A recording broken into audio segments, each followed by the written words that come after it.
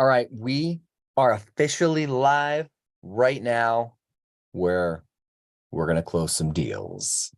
Let's do it.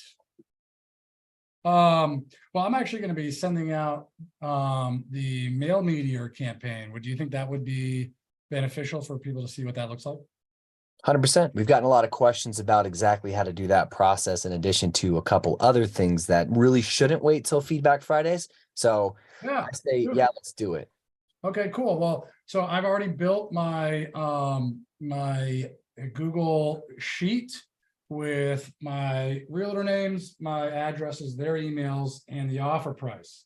And so once I've done that, now you guys are seeing the kind of the last step.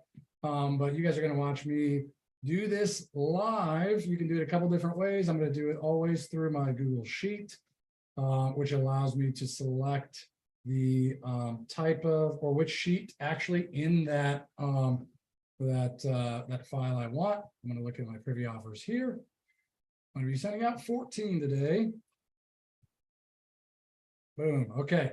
Now the first thing after that I'm going to do is be putting in my first email. It's going to be going out right now. I'm going to put out a second one that goes out 2 days after if they haven't replied.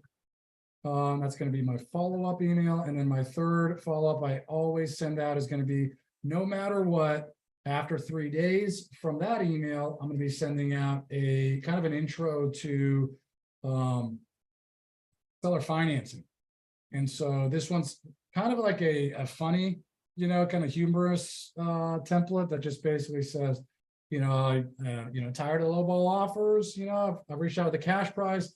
That was too low for your seller. I wanted to know if your seller is open to seller financing. At this point, you're probably thinking, if the seller takes payments, will I get my commission? The short answer is, of course, your commission is paid out like normal. So it kind of addresses that first question that an agent's going to have, like off the top. Hey, I'm going to get paid. If they're getting paid overtime, is my commission paid out over time? And the answer to that, agents, if you're watching, is no. On a seller financing offer, you get paid out like normal. So anyways, I'm just going to be checking to make sure all of my variables are filled. Looks like they are. So the spreadsheet is working to fill those. Great. And I'm going to be sending out 14 at this point. And that will slowly trickle out. So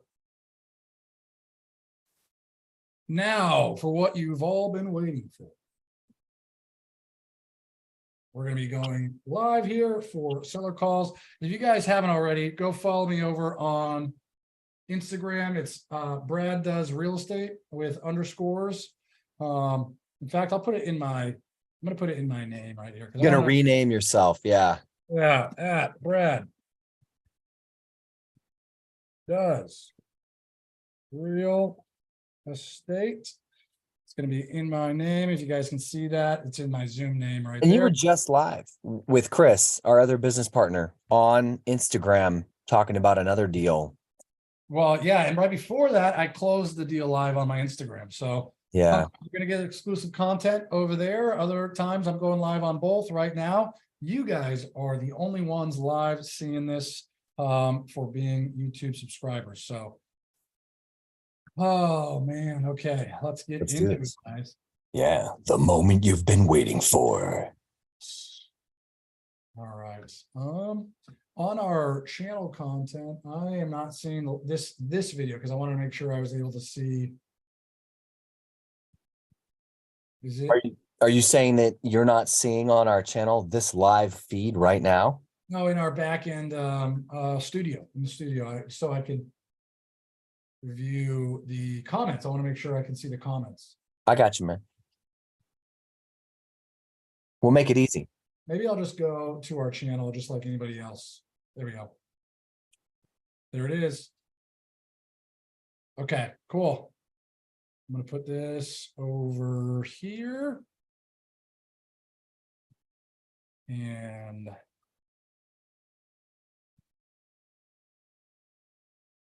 who am I supposed to be talking to? These, just so you guys know, like the way that we have our, the way that I'm sure a lot of people want to do, as they scale, but the process of getting, from data to the point we're at now is once we pull the list, skip trace it, we have, VAs that are utilizing launch control to text prospects, who then send our setter, who is also an ISA, one of our employees. She takes those discovery calls and filters out the most serious and ready to close leads. And then at that point, she passes them off to me, creates an appointment on my calendar, and then I pick it up. So most of the time, I don't know who they are or what they want. So you guys are seeing it live and for the first time, just like I am. Background on this particular opportunity to close? Yeah. Sorry, I was just actually getting into the record here in Forefront, our CRM. Let me get down into it. So it's in Jacksonville, Florida. It is a 2-bed, 2-bath, almost 600 square feet. Motivation of the seller is that this is the mother-in-law's home. She unfortunately passed away last May. They are now retired, but they have bills that need to be paid. So they want to sell, and they want to sell ASAP. Tenants are moving out this month. It's rented currently, obviously. Foundation's good, no plumbing or electrical issues. It's a new roof. Central heating and air. They redid the bathroom 2 years ago. Kitchen's in good condition. So the updates that needed: painting, backyard clean out, garage portion needs a new roof, fences need some work. They're saying about 20,000 to get that done.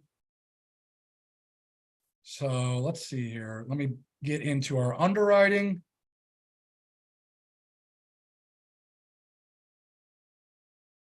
Underwriting there. So just so you guys know, their number they want's 270. So this is where we get to know where we're coming in at. And of course, my computer's taking forever. Okay.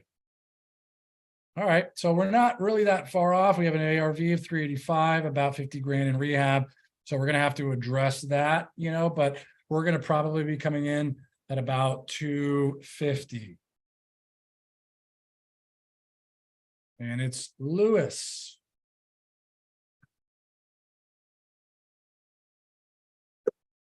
Awesome, man.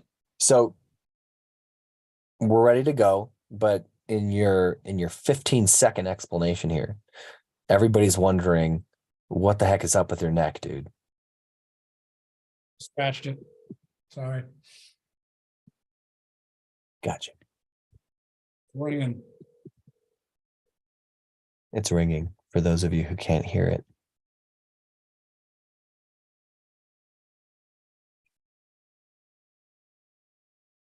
Hi, this is Andy Baker. I'm sorry I missed your call. Please leave a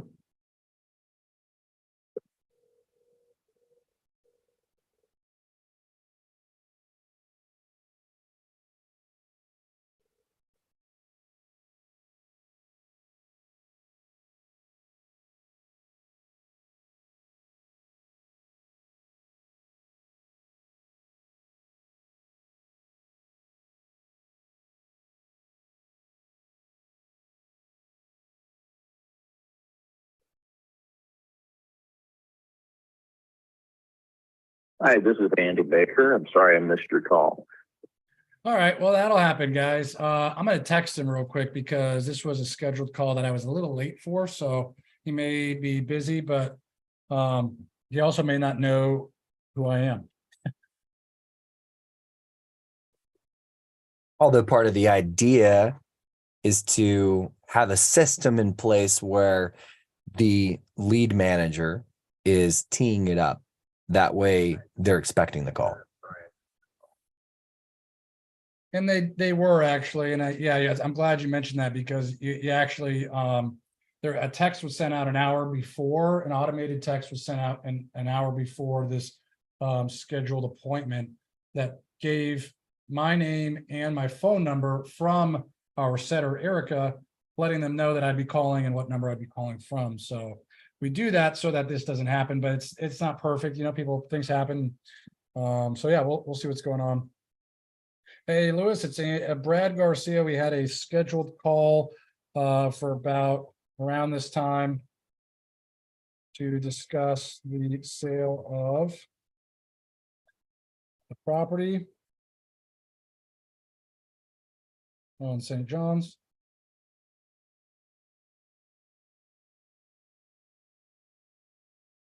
Is now still a good time to chat. Well, let's just see if he calls back.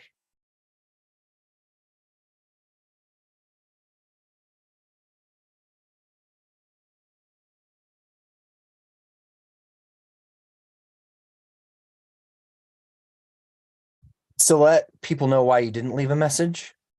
What was the decision there to not actually I'm leave? gonna be texting them, so I mean, sometimes I do, sometimes I don't. But in this case, I just a lot of times they're gonna see the text anyway, and it's gonna be much quicker. So I'm just trying to get him on the phone. Right. And you'd leave the voicemail and it would be a killer voicemail, super professional but friendly and down to earth, and he'll call you back via the text before ever having listened to the voicemail. Right. Scheduled calls, sometimes that happens, but obviously that doesn't replace when you're doing any sort of calling where they're not expecting you to be on the other end. For sure, leave a voicemail. Yeah. By the way, couple people here. We got Ben, and he said, "Hey Brad, good to see you again." Hi Christian. Hey Ben, good to see you here too. Israel 7X HBX says, "Remy team!" exclamation mark. Danny B says, "What's up, fellas? Glad you're going live more. It's good y'all are here. We're happy to have you guys here. And again, we'll field some questions too as we're in and out. Sometimes silence is what permeates the live cold calling, right? When we're not editing in the gaps. So this is an opportunity to ask questions. And even if Brad's busy, then I'll speak up. And by busy, I mean he's typing a response or he's just reading some updates for prospects that were sent over as leads to us by our team. So he's got to get up to speed on these brand new leads that we have in our CRM. So in that between time, just we'll answer some questions. And if y'all don't come up with any live, because Brad's just that good, then we'll answer a couple other questions that have been coming in over the past couple days, just to keep pace with the things we're doing. So obviously we titled this "Watch Me Close Deals Live Cold Calling Like Pace Morby." Well, that's exactly what we're trying to do, but we got to get him on the phone first, as you know. Yeah, and Lewis, voicemail said Lewis. The property record says voicemail said Andy. Property record says Lewis. And now that I'm thinking about it based on the setter's notes, Lewis, since that is the name on property record, and us knowing that the mother-in-law who owned it passed away. It just could, I mean, I could be saying the wrong name, but sounds like Andy's the one I'm going to be talking to. He just texted me back and said on another call. So I say we just hold off. Everybody calm down. Everybody act calm. Okay. We're going to get him back on the phone. And, in the meantime, I think we just, answer questions. Israel, what's going on, man? Your text is sitting in my inbox. Okay. I'm going to get back to it. I promise, but to answer your question, yes, let's get on a call with your partner. Just so everybody knows, Israel had met with me to discuss the REI Made Easy marketing. And so, he's now ready to kind of make that step. So I will get back to you, Israel. It's just been crazy. I've been going live on Instagram, obviously on YouTube. I just closed a deal. I've been doing a bunch of stuff, and we had a meeting to go over a partnership with another sub-2 student. So who's actually a viewer of the channel, Mike. Good guy. Yeah. By the way, Israel did ask, when it comes to wholesale deals, will some sellers or buyers need proof of funds from you, the wholesaler? And sorry, it just went up. Okay. And would it have to be the entire amount of the property? I mean, do you want to take this answer? Yeah. So when it comes to wholesale deals, will some sellers or buyers, and specifically you're talking about the seller, need proof of funds from you, the wholesaler? Off market, I don't think I've ever had anybody ask that question of us. Right. On market, I have had a very small percentage of agents ask for that from me. And yeah, I mean, it's the proof of funds are just there to let them know that you're legitimate. I know there are a couple people like Jamil Danji, Abraham Gray and Sub 2 that will provide a proof of funds letter, which is really all they need. But ultimately, you know, the proof of funds doesn't matter. So as long as you have a letter that says you have access to funds, you know, your end buyer is going to be the one bringing the funds, you know, so just don't let that kind of stop you from doing anything. If they ask for proof of funds, no problem. You got it. You can provide that. That's not a big deal. But I will say you'll probably won't run into that unless you're doing on market deals, and you'll run into that very seldomly. Another thing, Brad, is and what caused me to pause is he said, will some sellers or buyers need proof of funds from you? And I would have to say I've never ran into, since 2009, I've been investing and I've been flipping, but I've also been wholesaling and doing other things. I've never ran into anyone who's a buyer of my wholesale deal who has asked me for a proof of funds. Ultimately, it wouldn't matter to the buyer because they're the ones who are buying it, coming with the funds. And speaking of proof of funds letters, I noticed that in my life, I have a roll of toilet paper. It's kind of like a roll of toilet paper because, you know, when you sneeze and you need it, like it's great to have around. I just ran out of tissues, so I grabbed a roll of toilet paper. It's allergy season, guys. It's great to have around, you know, so you can look professional and not have, you know, mocos or whatever dripping down your face, so to speak, in a weird example. But I just wanted to address that since it was on camera. But the proof of funds stuff, like Brad said, it's pretty easy to get, so you don't have to worry too much about that. That's right. Yeah, the buyers are going to ask that. That would be, there's no reason for it because the buyer's the one buying. You know, you're just I mean they know what the deal is. They know the game. You're the mediator to bring them the deal, and they're bringing funds to close. So that would be a really odd question, I think, for a buyer to ask. Yeah. Ben also made a comment, rather more than a question, and just said that he's just started to learn wholesale, and hopefully he's going to learn a couple tricks from us that can help him boost his real estate journey. And he says, thank you so much for providing the information. It's our pleasure. You're absolutely welcome. And as far as those tips, just keep asking questions. And of course, there's a lot of people out there who are on YouTube, whether they're really super professional and they're actively doing deals, which I've discovered some of them aren't. I will definitely not be naming any names, but there are other great places to learn as well. And we're here to not be the smartest people in the room. That's why there's several of us. I'm really good at some certain things that Brad's even better at, where I fall short and Chris picks up the slack in other areas.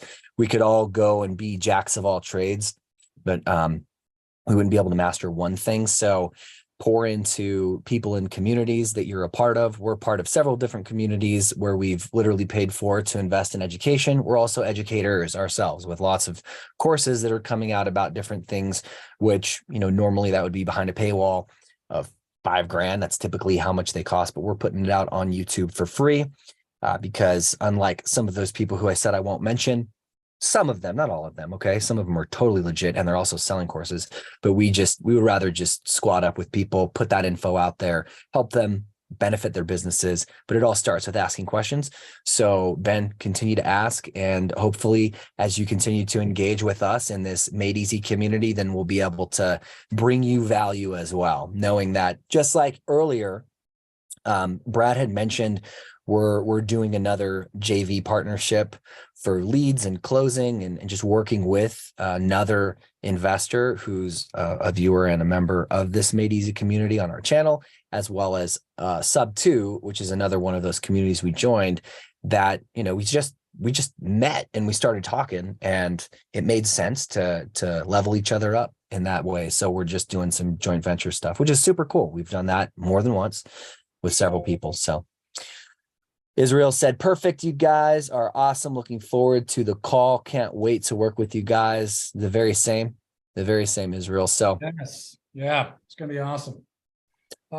He just asked, when it comes to running comps, have you ever needed to use an appraiser, or do sites like Zillow give you the information you need to come up with a number? That's a great question. And I think a lot of people that are new to real estate, when they hear appraiser, somebody who's, I mean, typically licensed, right? That's like a, it's a professional, position. And obviously appraisers are needed for a lot of things. They're needed for insurance. They're needed for loans, to appraise the value of the house. When it comes to wholesaling, and buying a property cash, and I say cash with, quotes, because, typically you'll be getting a hard money loan, or you're going to be, coming to the table with a private money lender. You're not going to need an appraiser. You're not going to need that number. A lot of times the appraiser's number doesn't necessarily fall in line with the actual condition of the property and what the comps are selling for, and so I'd say for sure, as a wholesaler, you're not going to lean on an appraiser's numbers whatsoever. You're going to be looking at the actual sold comps to anchor to an ARV that you and or a fix and flip buyer would then be able to resell at.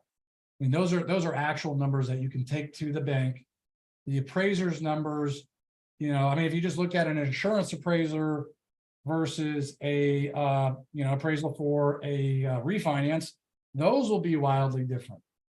Being at the property after you've done a flip to get an appraisal for a cash out refi can be wildly different if you are present and are able to get in the appraiser's ear about how much you spent here, the finishes there, like what's going on over here. Those can be wildly different, whether or not you're actually at the property or not. I actually just heard Ryan Pineda on his channel talking about the fact that he needed to be at the appraiser's walkthrough so that he could influence the appraiser through information about what finishes he had done to the property, so that he could get a higher appraisal number. So it's pretty much a subjective number. And when you're wholesaling properties or doing flips, you're going to be running your own comps on Zillow. You can use those sites, Zillow, Redfin, and Realtor.com. I would definitely look at all those sites.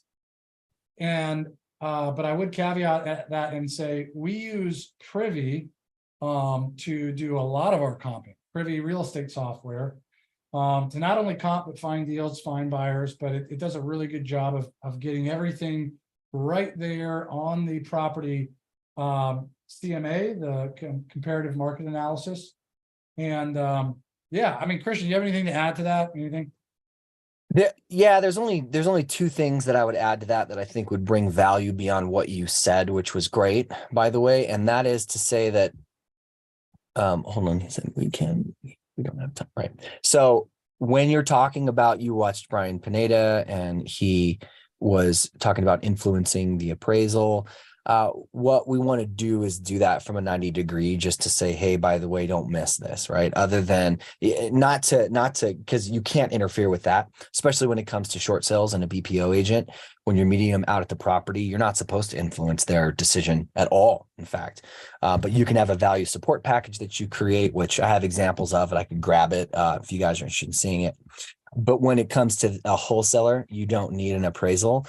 And anyway, to your question more specifically, this is the second thing. When it comes to running comps, have you ever needed to use an appraiser? The answer is no, especially not when it comes to running comps. Comps are what appraisers use to justify the value of the subject property. So if you're running comps, effectively, you're doing the job of an appraiser to determine your ARV and sometimes your as-is value, right? What you feel is a good price to pay for the property based off the current market condition and the current condition of the property. So those two things I think are important to underscore. Yeah. With your point as well. Yep, absolutely. And I guess I just meant the fact that he was able to not necessarily like, hey, I'll give you a kickback if you give a higher appraisal, I think he was just there saying, hey, these are the finishes we did here. Here's how much we spent on this item. Here's what we did here. Here's the level of workmanship, the level of finish we did here. And just being there, his point was he was able to get a higher number because he was able to give the appraiser background information, which in turn, like, hey, give me a kick. Which in turn got him a higher number. And so just to highlight the fact that appraisers' numbers can be subjective. And yeah, but you're right. Yeah, you're doing the job as an appraiser. Totally. You go out there. Ben says, can we go through the whole process for wholesaling from searching and finding a deal to finding a lender and contract and then getting paid at the end? Hey, put a pin in that for a sec. Do you have another call that you want to make live, and then we'll dive right into that? The one that I had scheduled, they are on another call. Let's see here. Actually, I was just going to go see if I needed to talk with anybody. Yeah, you know what? Do that, and I mean, there's a couple parts to that. So I can go right now. Yeah, let me make this call. Right. Okay. Cool. Yeah, let's get to that, and then we'll circle back to that because it's a really good question.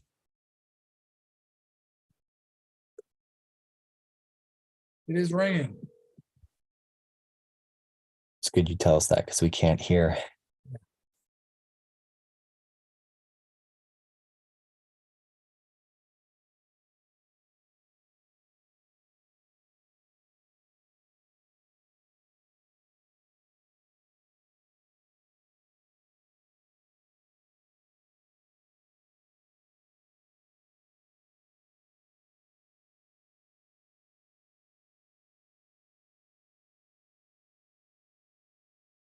Please leave your message for 954-857-6800. One more time. If you're not double calling, you're not single calling.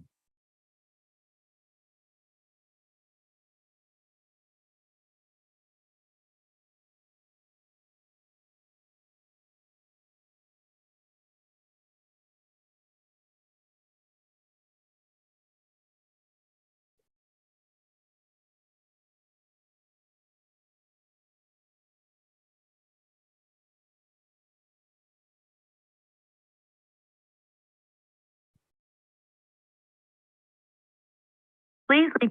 All right. I've gone back and forth with this guy over the last couple of months, so he knows what I'm calling about. I need to leave a message. I'm just going to text him and tell him to give me a call back. One of these days, we'll be either pre-recorded listening to that call live, or you'll actually get him live one of these days. You know what I'm talking about? Which one is that? That's Coconut Creek. His name's Herman. Gotcha. Yeah. Okay. I think according to Danny B, he said, make the entire process easy, guys. That's probably in relation to Ben's question, the wholesale process. Yeah, let me, and again, we'll keep the pin there. I'm going to make another call to see if we can get this one closed. This is in Umatilla, Florida. We've already pretty much gotten to the point. Your call has been forwarded to an automated. Oh, I think she forwarded my call. Is that why it said it's been forwarded to an automatic? Your call has been forwarded. Yeah, she's definitely forwarding it. Okay, Debbie, come on now.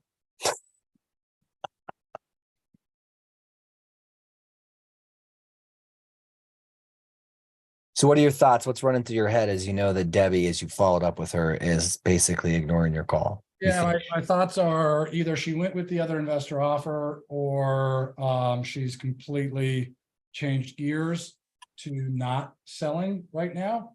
Because that was one of the, I asked her multiple times, like, what's your plan? Do you have another place to go? She needed a car to go look for properties, she said. And so she needed money up front, before we closed escrow to like make that possible. I mean, there were just a lot of hurdles. And so I was like, let's pump the brakes, Debbie, because, ultimately you want to help people. You don't want to push people to force a sale. And so like, I went the completely opposite direction. Like, are you sure you're ready? Like now, is this something that you actually want to complete right now? And like, do you have, what's your plan? What are you doing? Where are you going? And how are we getting there? And she insisted that she was ready to go. I don't know if she had thought it through, like critically thought through everything that she needed, all the logistical moving parts to actually, answer in a educated way. So she maybe just thought about it more and was like, this isn't the time. I need to get some of this stuff set up. So that's kind of what the theme of my text out to her is going to be, is like, hey, hope you have a great start to your week. Just wanted to reconnect about selling your place. Have you reconsider? Right. Or maybe she's busy for real. Or are you still interested in selling? And that's from Ben, by the way, which, yeah, she might be busy. Too busy for you. Absolutely. Could definitely be busy. 100%. Yeah. Didn't mean to think I'm like, reading into Worst case scenario. She doesn't even like you. So I'll push a follow-up and see if she doesn't reach out today, maybe today or tomorrow or the next day, I'll try to get that her back on the phone. Let's see here.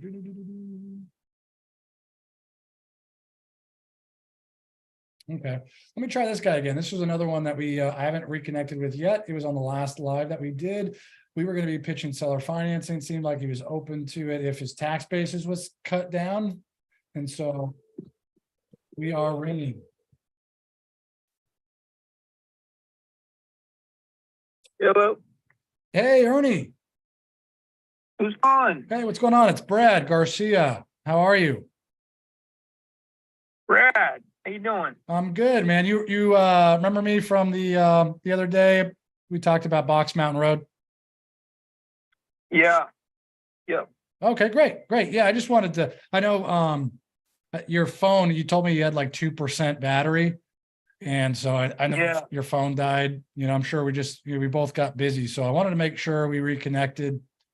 Just to see if there was anything here, that we could agree on. Well, throw out a number. Sorry, well, you broke up there. One more time. I said, throw out a number. Yeah, I think we got to that point. Let me just look at my notes here.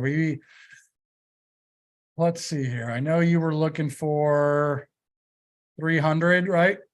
Somewhere around 300. Yeah. Yeah. So let me look at my underwriting here. Pretty sure I told you our cash offer isn't going to be where you need it to be. It's not even going to be on. I don't want to offend you, Ernie, and I like you. I want to make sure you stay on the phone with me. You don't hang up. So I'm not even going to tell you our cash offer because it wouldn't even have a 2 in front of it. But I think where the direction of our last call was when your phone did die was some other options that we have to get you the price you're looking for and be able to lower your tax basis, because I know you're going to have quite a bit of capital gains on this property.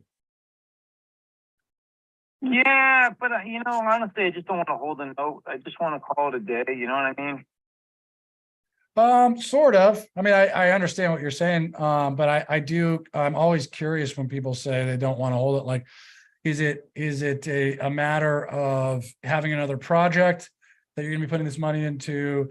Is it that you just don't trust me that I'm going to pay? What, like, what is it about holding the note that you just don't like?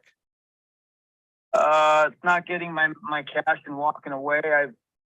I've held notes in the past. I've owned 28 properties in Connecticut, and I prefer not to. At this stage in my life, I just want to go sit on a beach and then go to work out and then go to happy hour and then go to bed and then wake up and do it all over again. Man, that sounds like the life.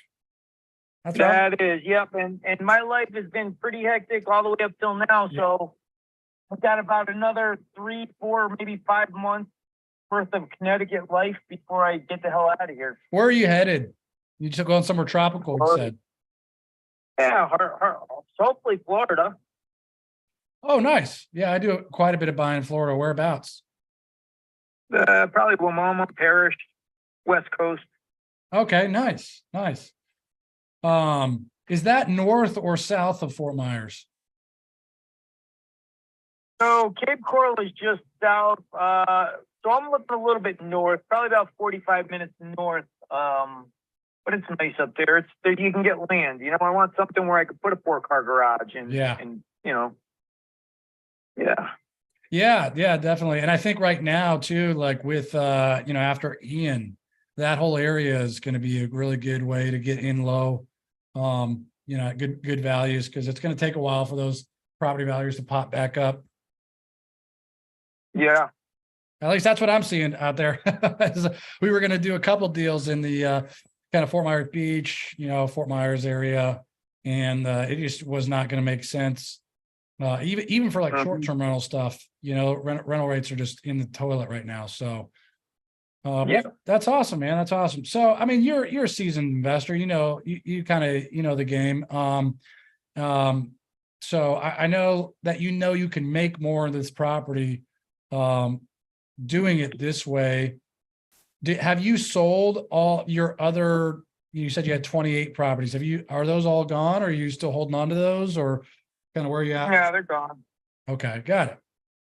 So, I mean, would lowering your tax base and just getting mailbox money every month to supplement your income so you can go to happy hour and lay on the beach and just, get paid every month, I mean, that doesn't sound appealing to you at all?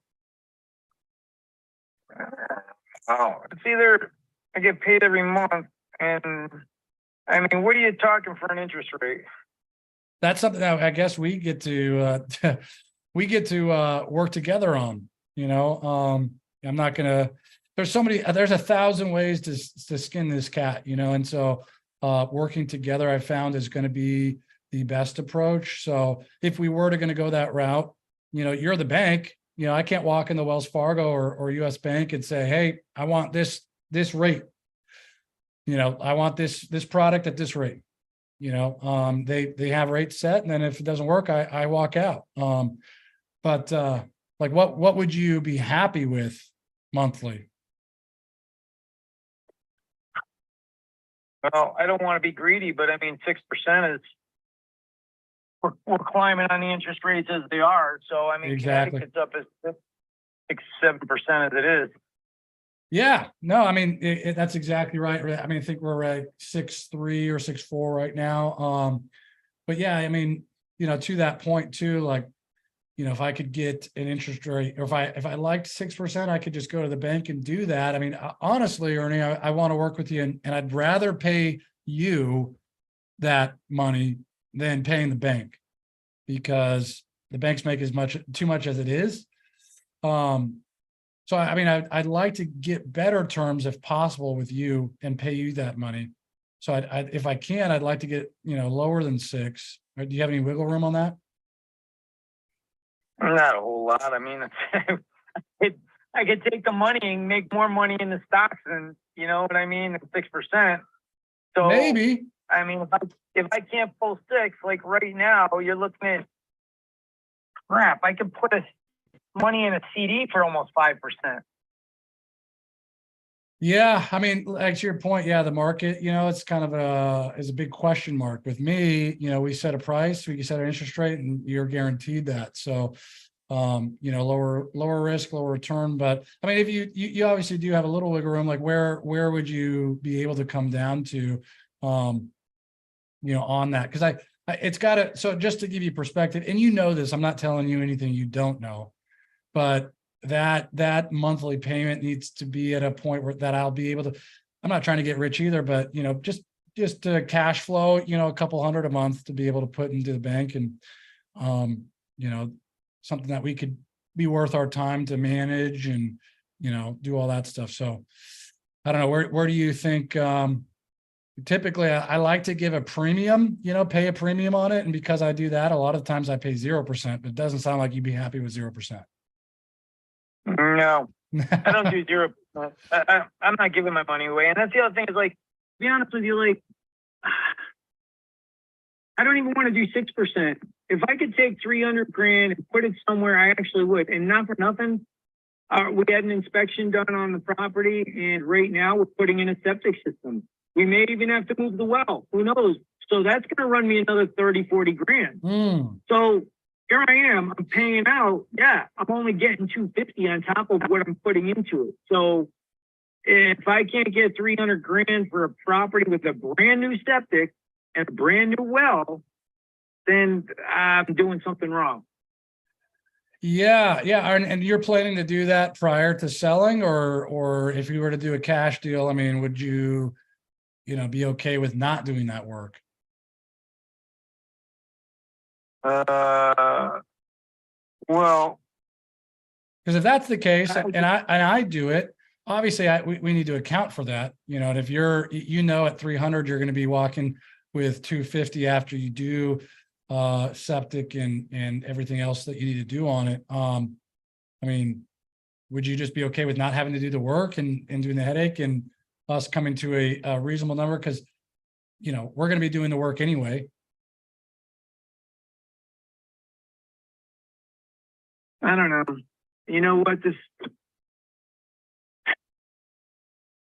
You're really shooting for your own benefit, and you're not looking out for me. And I get it. I'd be the same way if I were you, because you're in sales. So, me personally, I look at, well, I told you 6%. You got me down to like nothing, and then now it's like you're trying to get me not to do the work and then not pull 300 grand. So I'm going to be pulling 250. I would take. Are you saying you're going to give me cash for 250? Because I'm not going to hold a note. I'm telling you now, I just don't wanna. Yeah. I want the money. I want to walk away. I see people dying at my age all the time. I don't want to freaking. Yeah, I'm not up for regrets. I'm out to go live life. Gotcha. Well, and since you brought it up, I mean, if God forbid something did happen to you and I paid you out a lump sum, and you can't take that money with you, where is that money going? Wherever I wanted to. So, Dude, right, dude, right. we're the best buds. You're not coming over for cocktails later. So Yeah. I mean, if we were best buds, I'd talk to you. But I mean, you're not.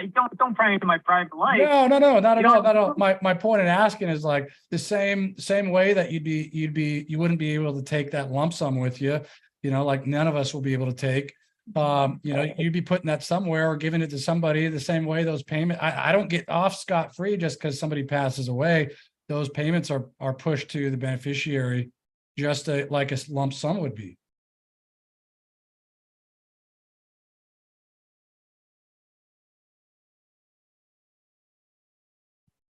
Oh, I guess he didn't like that.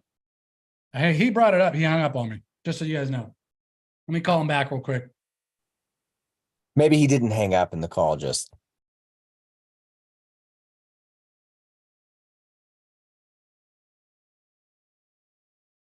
Please leave your message for Nope, he hung up. I Hey, see I mean, where we're going. I never bring that up, but if if you're going to bring it up, it's like, that's kind of a non sequitur, because the money is going to a beneficiary regardless of if you get a lump sum or not. Well, there's also the questions that, like, are there other ways to handle that? Yeah, there certainly are. You chose Okay, wait, hold on. to He's go that calling me direction. back. Oh wait, no. Nope, never mind. Same area code, so launch control. Gotcha. And just so you guys know, as Brad was on, I was kind of throwing things out in our Slack chat. Yeah, sorry, Christian. I was going to be hitting some of those things. I was just trying to flesh out that line before I opened up private lending.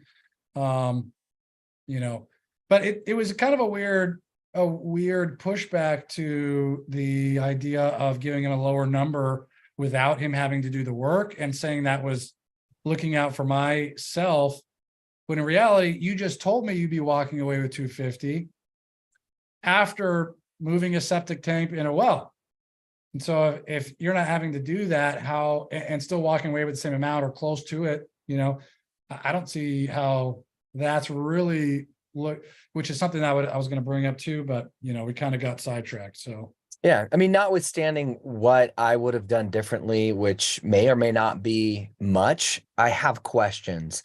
And I think those questions, as they get answered, like this particular seller, it would reveal a whole lot more. And that is, does he actually want to invest? Because if he's talking about bringing it up as some sort of objection, oh, I could go in the stock market and I could get a better return than that, or I could go to a bank and get a CD for 5%. My thought is like, well, don't get me wrong, I like roller coasters too, but at the end of the day, like, are you even trying to do that? Is that something that your risk tolerance allows for at this point? Because you just told me, like, you see people die all the time at your age, and what would happen if that went south? Better question, not even answering that. Like, is that something that you're really wanting to do? Are you seriously considering investing? Because it sounds like we're not able to come to the cash offer that you want, but you seem confident that you could get that from someone else.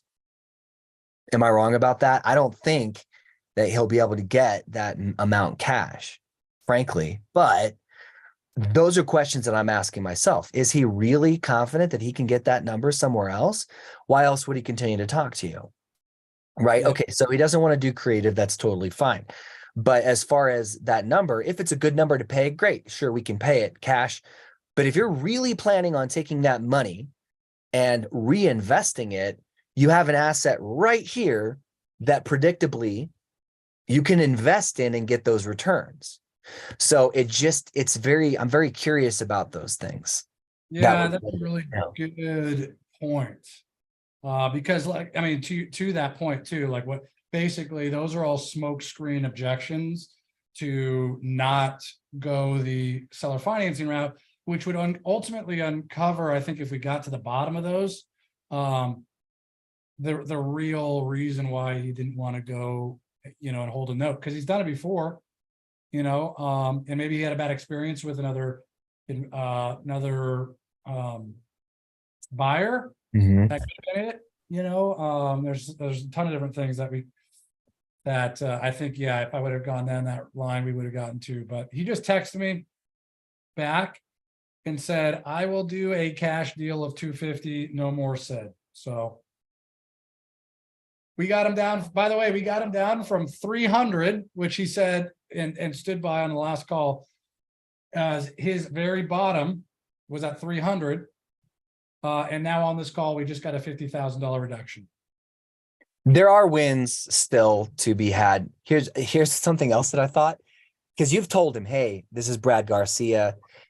I'm like, what if he was at a computer and then he searched your name and this live came up and he's like, you guys are on live. We're talking about. Yeah. Yeah. Been like, wow, that's crazy. Yeah, it is crazy. You know, 50K reduction is nothing to scoff at. nope.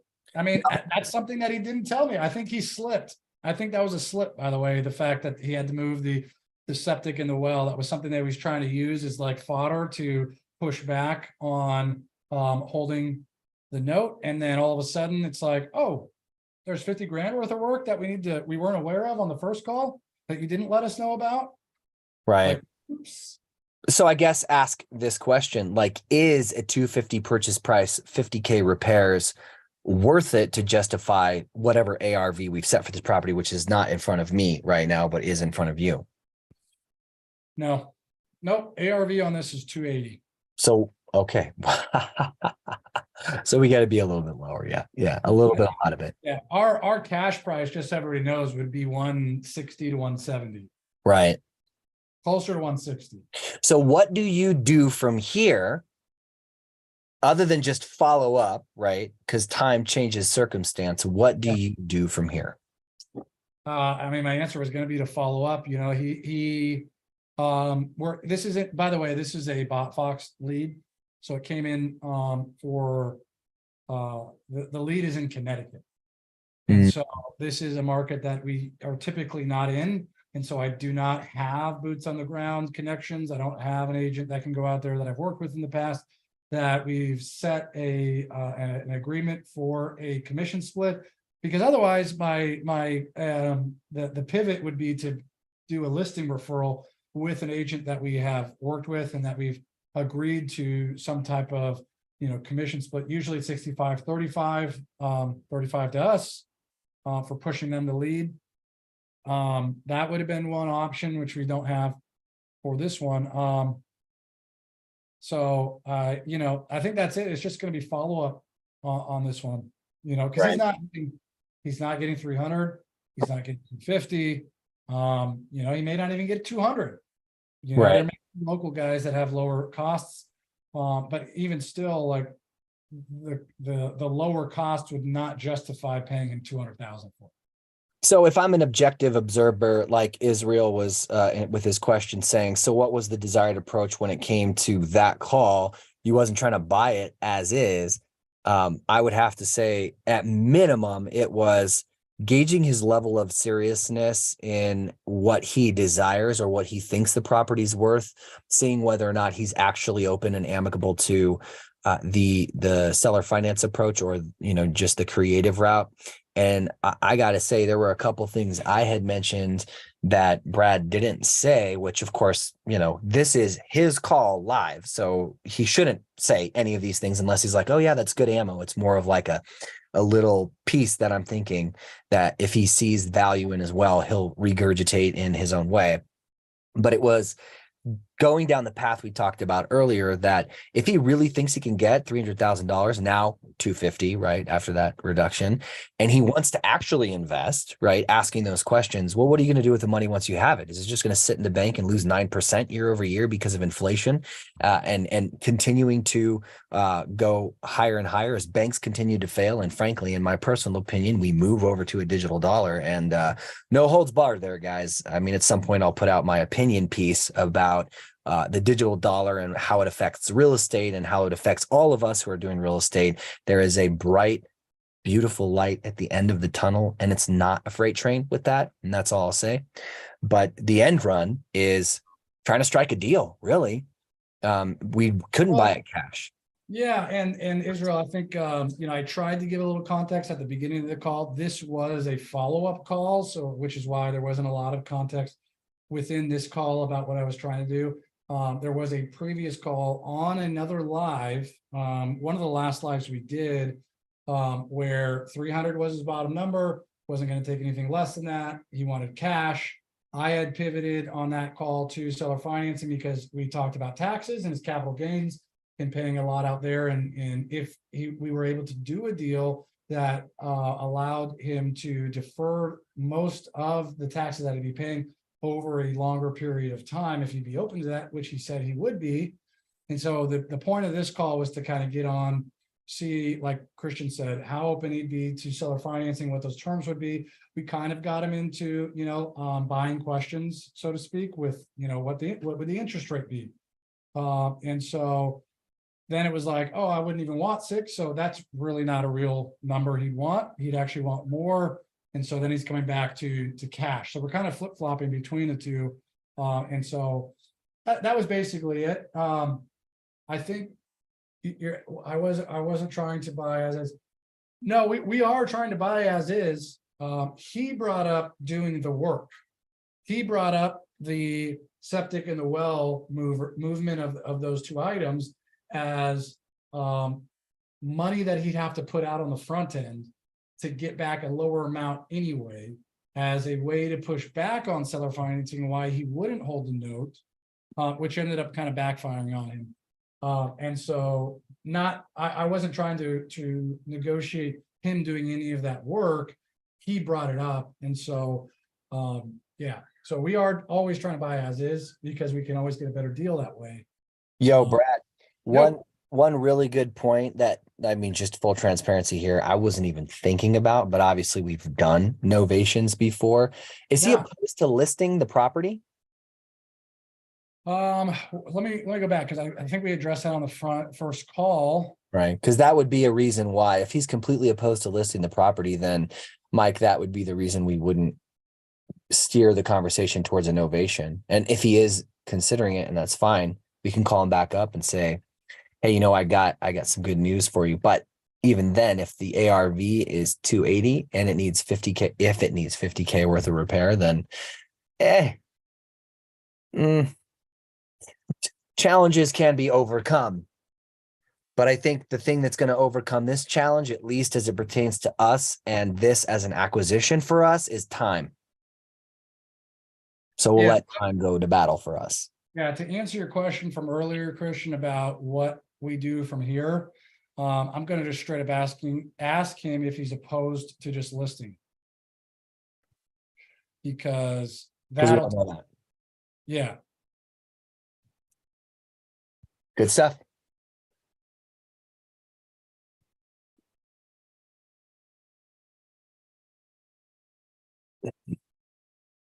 all right, and I'll keep you guys updated on that one. Seller financing is generally just paying the seller monthly and he still owns the house. We'll get to that after this call. You're right. You're dialing. No, I'm not dialing, I'm getting a call, and yeah, disregard, that's not for me. Gotcha. So Israel, the seller financing isn't about them still owning the property. Let me just make sure I got that. I read that right. Still owns the house until he's completed finance. No, the title still transfers. We would buy it, seller financing. They just become the bank. So we're going to the seller pursuant to the equity in their home and ostensibly getting a loan that they just then carry paper instead of getting paid one lump sum. So it's not that they still own the house. In a subject to, they still own the debt in terms of it being in their name, but the title still transfers. So in both scenarios, the title still transfers and will own, if we're the buyer, will own the property and they'll own the debt in any case, whether the debt's in their name as a seller financer, mortgagor / mortgagee relationship. That's the only difference that changes. Good question. We had some other ones that we both had not yet answered. If you want me to get into some of that now. Yeah, actually, I've got about a little less than 10 minutes here because our Andy or Lewis, whichever one I'm actually going to be talking to, wanted me to call him back in 15. So that was about 5 minutes ago. So about at 12:40 Pacific Standard, I'm going to give him a call. So yeah, we got a couple minutes. Yeah, let's see Cool. what we got. All right. So just scrolling back up here. Obviously we addressed Mike. What about a possible novation? Great point too, by the way, to underscore that. That's a really good question. So the desired approach. When doing on market, this is from Renee Martinez. When doing on market deals in Florida or other states that dual agency isn't legal, how are you guys circumventing that obstacle? You want to take this one, Brad? You want me to? Yeah. So to get around dual agency, that's pretty, that's actually really easy. There in the states where dual agency is illegal, there's something. So there's two ways you can go about it. The first is, okay, great. Well, if you don't write my offer or you can't, is there an agent in your office that would be able to represent me on the buy side? So you're keeping it in-house because the broker is going to be making money off of the commissions from the transaction. So asking to keep it in-house, you're going to be able to get repped either way. And still making it enticing for them to rep you. The second option, I'm trying to get, I cannot remember the name. It's brokerage. You know what I'm talking about, Christian? The second option is brokerage. No. No, it's the term I'm asking for. Hold on one second. We just did it actually, because Florida dual agency is not legal. Right. There's other ways around that too, depending on what the setup is, the setup for the deal. Dual agency isn't also something that's gonna win it every time. Some agents, like in California, where dual agency you can do it, is different. They don't like it in and of themselves, like the agents, even if they're not comfortable with it themselves, or the brokerage doesn't allow it.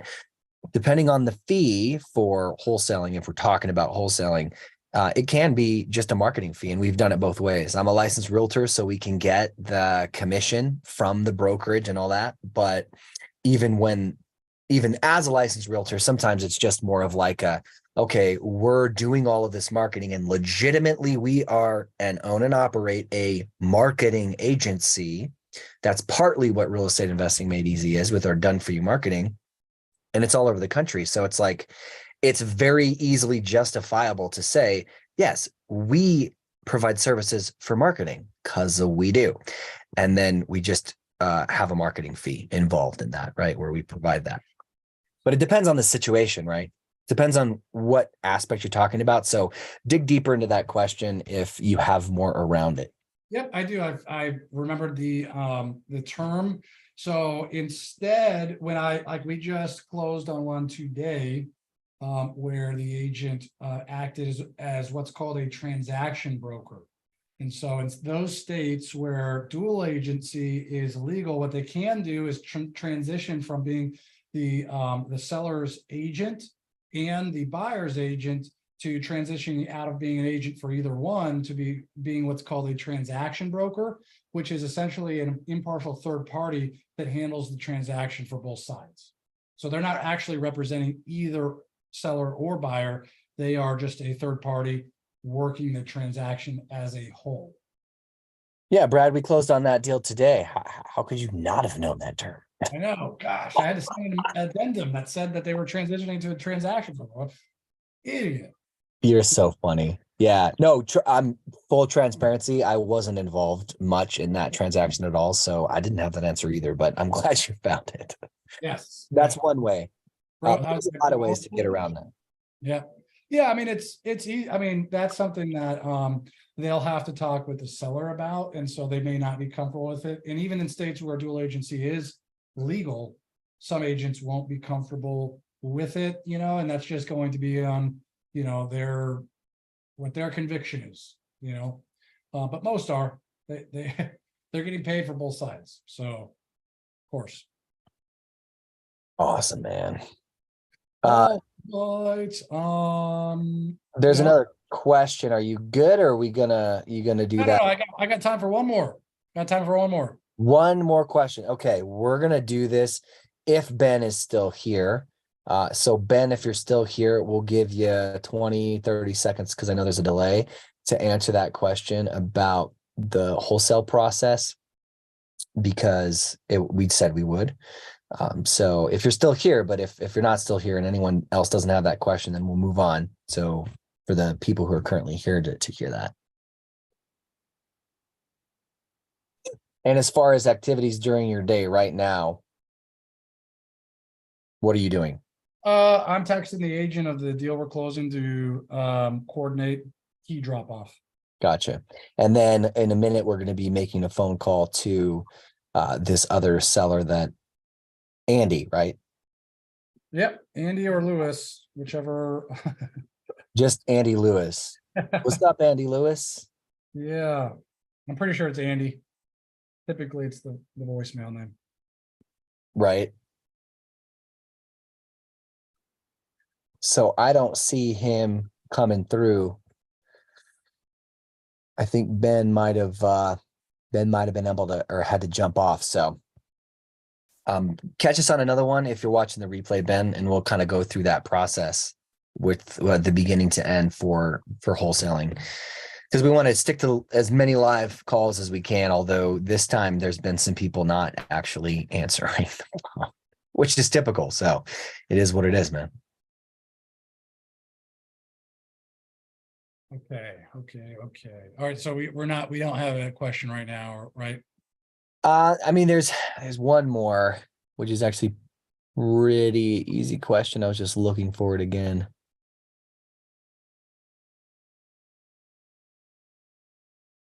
Yeah, I don't want to take us too far off course, but there was another question that was about the on-market offer system. So kind of not really related to cold calling. And what was it? I'm bringing it up, guys.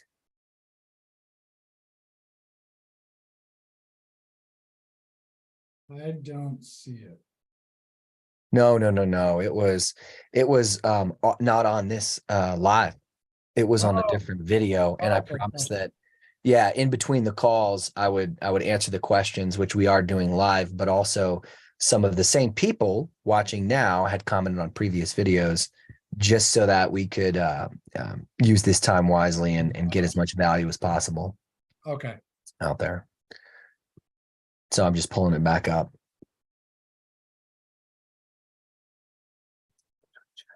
Okay, cool. Well, while you're doing that, I'm going to be making this call because it is time. It's Let's time. prioritize the cold call, man. Okay, here we go. Ring. Close the deal. Hi, this is Andy Baker. I'm sorry I missed your call.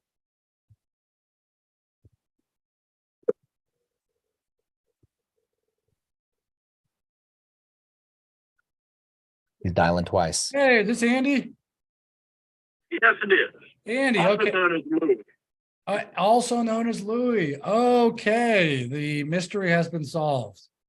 I wasn't. Yeah, when I was growing up, I lived next door to my grandparents, and I was named after my grandfather, whose name, of course, was Louis, and his last name was Anderson. So, Mandy. Ah, okay. Okay. Well, that is some good insight. Yeah, I was, hoping that I wasn't calling you by the wrong name, but I guess so. Andy's more like a nickname for you, huh?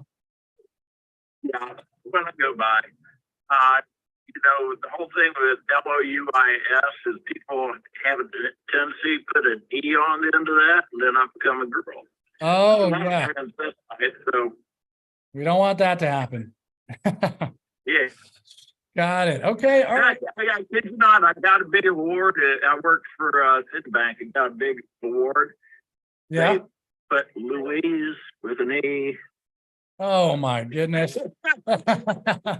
You're not hanging that up on the wall. No, At least they changed that. Big embarrassing. Oh man. Okay. Yeah. Andy's good. Andy. And it's good. Yeah. Andy with a Y. Yep. Yeah. Got it. Okay. Well, Andy, appreciate you. Yeah, appreciate you connecting. It looks like you talked with my assistant Erica about the property on St. John's. Right. She originally thought I was talking about property on Irvington, and she was delighted when I said 270 since it's worth about 600. I would, I would imagine she'd probably just send you the contract. Yeah, sure. 270. Yeah. Anyway. Okay. Well, yeah, I mean, yeah, St. John's. Okay, cool. And was this so forgive me, I know you probably answered a lot of these questions before. A lot of times I ask them twice just to confirm, but in this case, Erica's got the handwriting of a doctor, and so you may have to fill some of the where did you guys leave off on this? I'm in my car. I'm driving to another town. That's why I had time to talk to you. But you faded out for a minute there, so I haven't heard anything for the past 30 seconds. Oh, geez. Okay. Sorry about that. Yeah, I just wanted to yeah, so Erica wrote the note. She's got bad handwriting, unfortunately. So I just wanted to let you know I may be asking questions you've already answered, but just to confirm on those and yeah, kind of fill in the blanks. But yeah, I just wanted to know like where you guys left off on your call.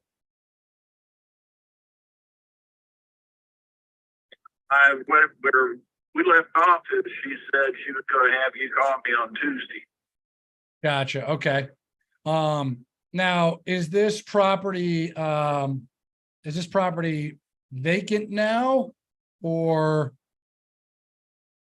It is tenant occupied. They've given me notice for the end of May. Oh, okay, great. They gave you notice. So that's perfect. So they'll be out end of May. Yeah, it was kind of both ways. It was, oh, well, that's okay. I've been meaning to call you, Oh, So, okay. Okay. And why are they moving out? Do you know? Did they tell you? his father has cancer and he's made a turn for the first. he's also want him to go down and help his mom with. They live about, his parents live about 150 miles south. And he's been dating this one girl for about 3 or 4 years now. They're talking about moving in together. You know, it's one of those things. Got it. Okay. They had a real sweetheart of a deal. My wife has this real soft spot for musicians. Is that right? And, you know, this guy's a really good musician, headlines, music festivals, that sort of thing. But, Oh, wow. you know, she gave him, you know, it's one of those deals where, oh, well, we'll only charge you $500 a month rent, and then you fix things up as you go. Wow. You know, that arrangement never works. No. But he did pay $500 rent, and he did get a roommate, so he was paying $500. So it was $1,000 rent. But Man. still, you know, they should have been $1,700. Yeah. Wow. That is a sweetheart deal. Yeah, and our financial advisor came to my rescue and said, "Yeah, really, y'all ought to just sell this place." And so What was that sorry, what was his reasoning for that on why you should sell? it's one of these things where even at well, we a couple of years ago we bought a lake house and we took out not a big line of credit, little line of credit against it, but and it was at prime. Well, Okay. I figured, you know, prime's never going to go up. You know, it's going to stay at, you know, 1.5%. You know, well, son of a gun, if you know we didn't change Republicans to Democrats, and boom, interest rates went through the ceiling. So. Yep. So God, so- anyway, instead of paying, you know, like $250 a month, you know, interest only on this deal, paying $600 then. So, oh man. you know, just need to just pay that damn thing off. And anyway, Got it. No, that makes sense. that's the case. She is now retired as well. So she was practice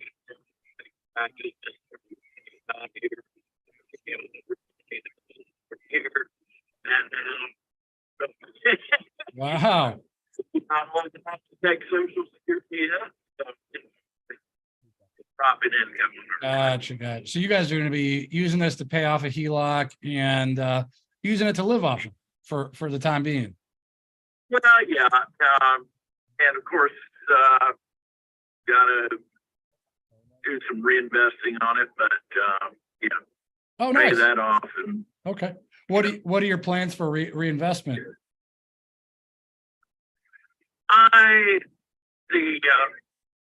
The town that we are have the lake place in is about an hour from Jacksonville, and people are starting to buy over there. So probably buy some, try and pick up a couple things or a reasonable price. Turn them. Oh, okay. Nice. Yeah, that'll cut down on your cap gain deferred if you're able to are you planning on 1031 in this? I be honest with you, I know that I need to reinvest, you know, as much of money as I can. So I don't know what the tax documents are that leave it to my CPA. You're right. Yeah, we'll leave the taxes to the experts. That's for sure. That keeps us out of trouble. Awesome. That's the way that we're going at the moment. And also, I think I mentioned to her that we're planning on going on about a month and a half vacation at the beginning of June. We'll be back by the end of July. And so, as far as timing goes, and I don't know what y'all's interest is. You know, I mean, obviously you're investors, and Yep. so you want to get property for the least amount. Of course, I want the most amount. So. Yeah, and I think we can find somewhere in the middle that we're both happy at, you know. And speaking of timing though, I was going to bring that up because it looks like, yeah, you guys are going to be going on vacation starting in June. Are you trying to have this all buttoned up before you leave? Well, it would be nice. Yeah. Have no Yeah. extra spending money on the road, but if it doesn't work out this way, then when I get back in the end of July, then I'll just I'm a retired guy, so I'll go over there and I'll do what needs to be done. Put it on the market for sale by owner. How would you feel if you had to do that? I've done it before. I'd rather be able to just sell it as is, but somebody else. If the fixed up, it should bring about 350. So, any money I put into it, I'll get back. But it really doesn't need an awful lot. I mean, it needs it. Every piece of property needs some work, but Yeah. Yeah. it's a lot of fluffing and cleaning up the yard and getting everything painted inside and out place. I had carpet in one of the bedrooms, and I'm thinking pull that up and put down laminate and have laminate throughout the house, and got some improvements to make his kitchen, but Okay. Yeah. it's all that fiddly stuff. A lot of it I can do myself. Sure. Doesn't sound like you really want to, though. Am I wrong about that? Pardon me? I- I don't want Yeah. to. I mean, yeah. How would you feel if you got? Yeah. It's time. It's time to just get on the road. How would you feel if you got a large chunk of house payment back into your pocket for you to spend on the road? Exactly, yes. Yeah. Yeah. I'm sure that'd be a lot better. Yeah.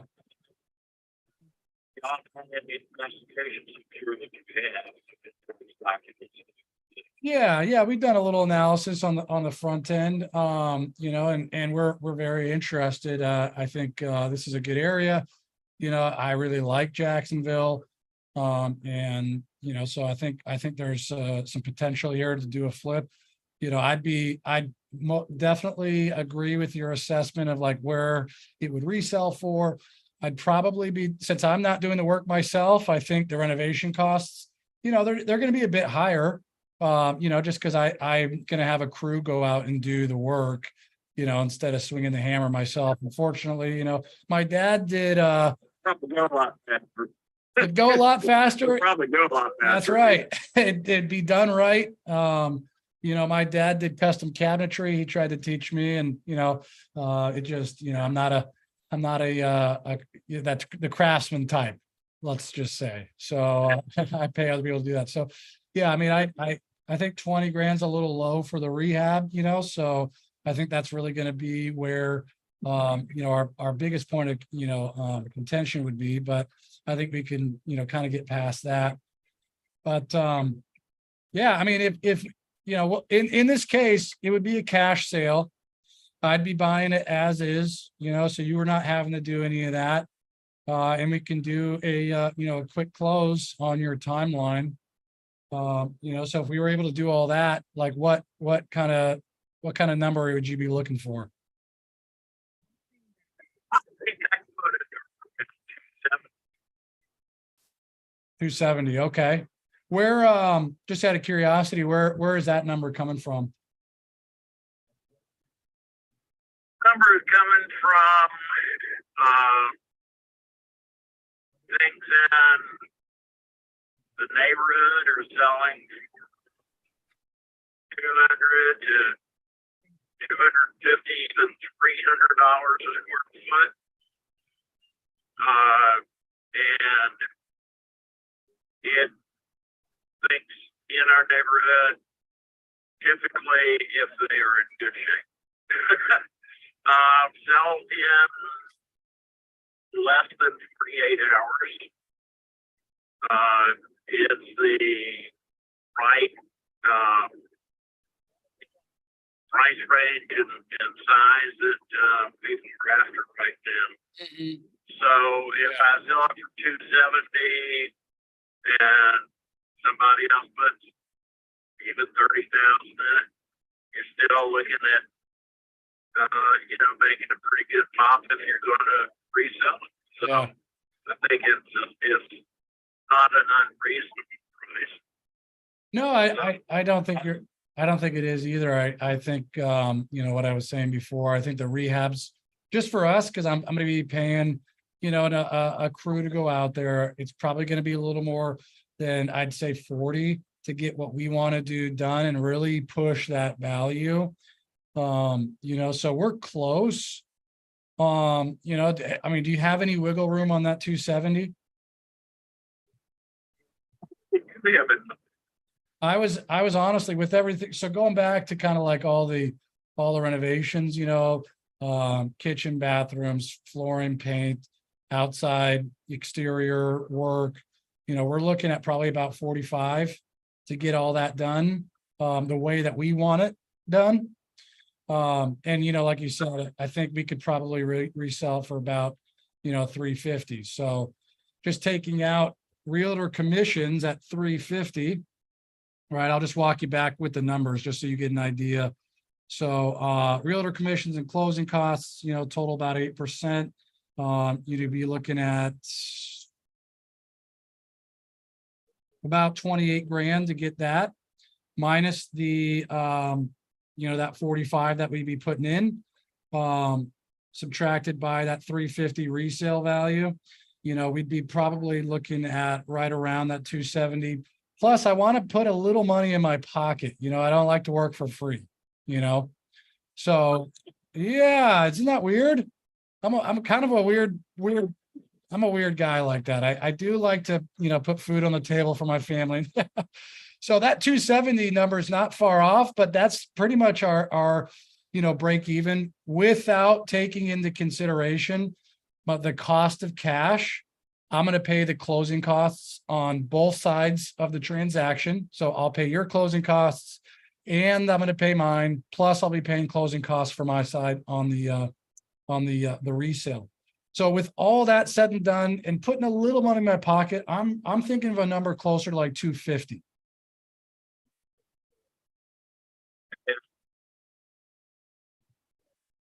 I think I'd be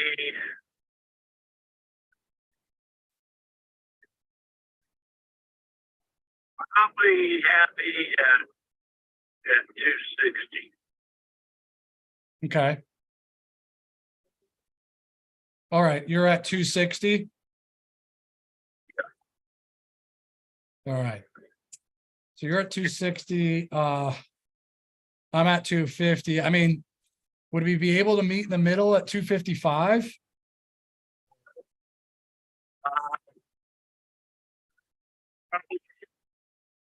Okay. So if I can get to 255,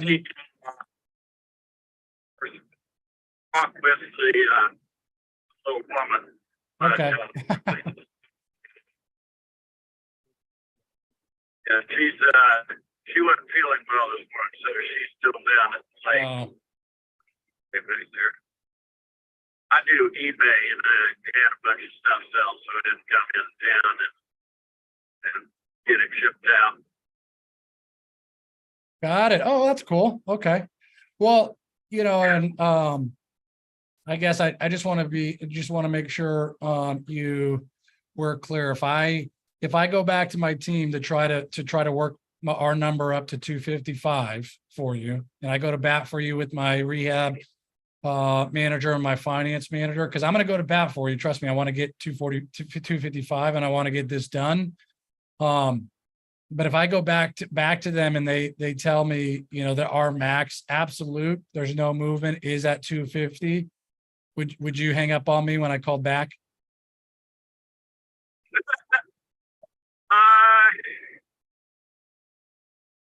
What I had hoped to net out of the deal was 255. So Okay. if you're paying the the closing costs, then I could do that. Got it. Okay. So since I'm paying the closing costs, I'm gonna be, there's no commissions and you're not having to do any work or come out of pocket to do any of the renovations. You'd be good at 250.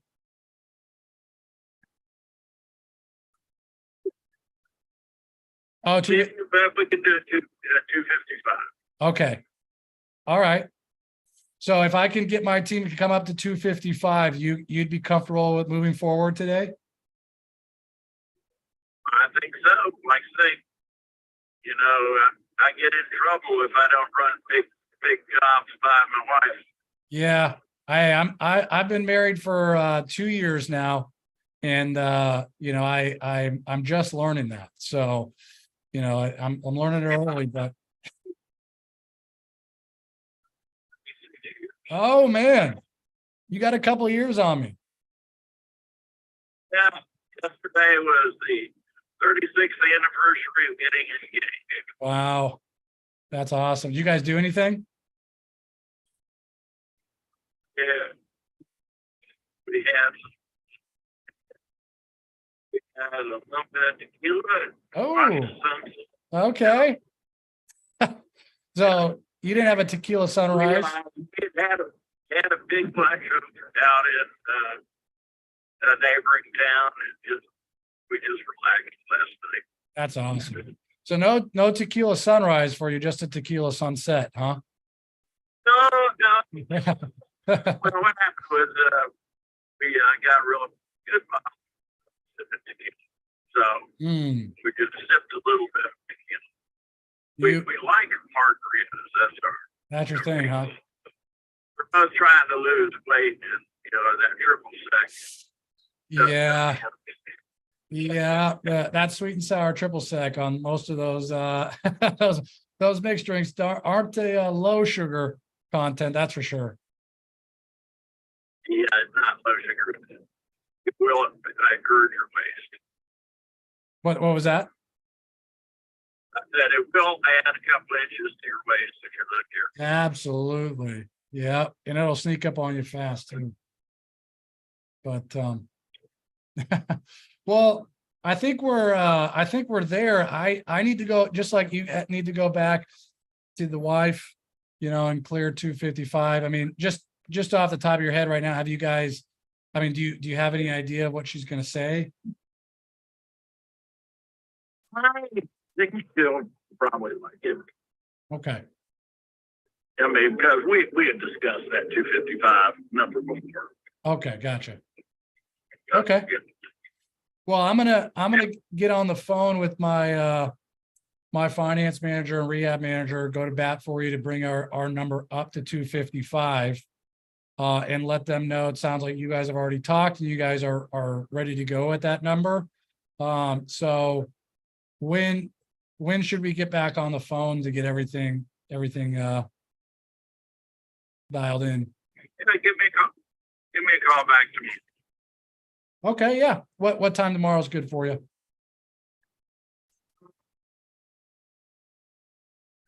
o'clock in the morning. All right, and then are you on the East Coast? Okay, so 10, I'm in San Diego, so 10, your time's gonna be a little early for me.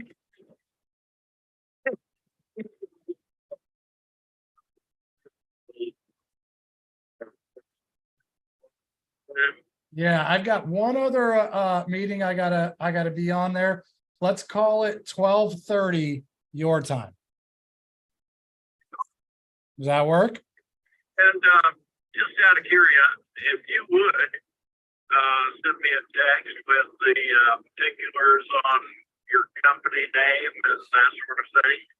Sure. Yeah, absolutely. The name of the company, just so you know, is Lazarus Property Group. Okay. And but send me a little bit of information.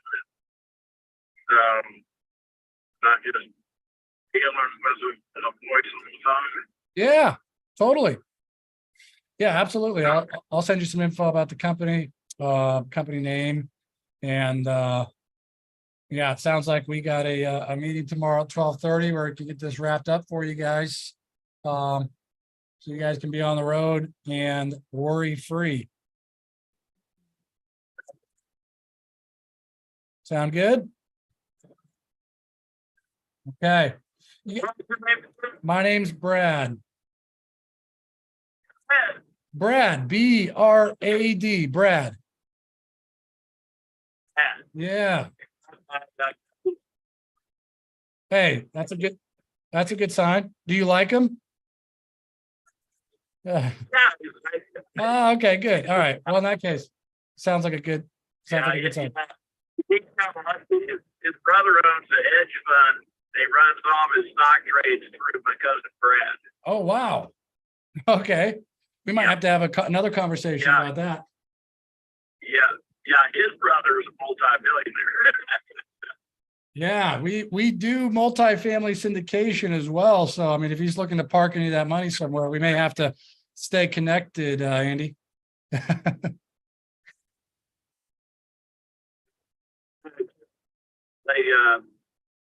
brother is a real smart guy. I mean, they're both real smart. Yeah, sounds like, The hedge fund guy is real. yeah, that's awesome. All right. I wish that I had. Hey, well, we'll get you started here at 2:55.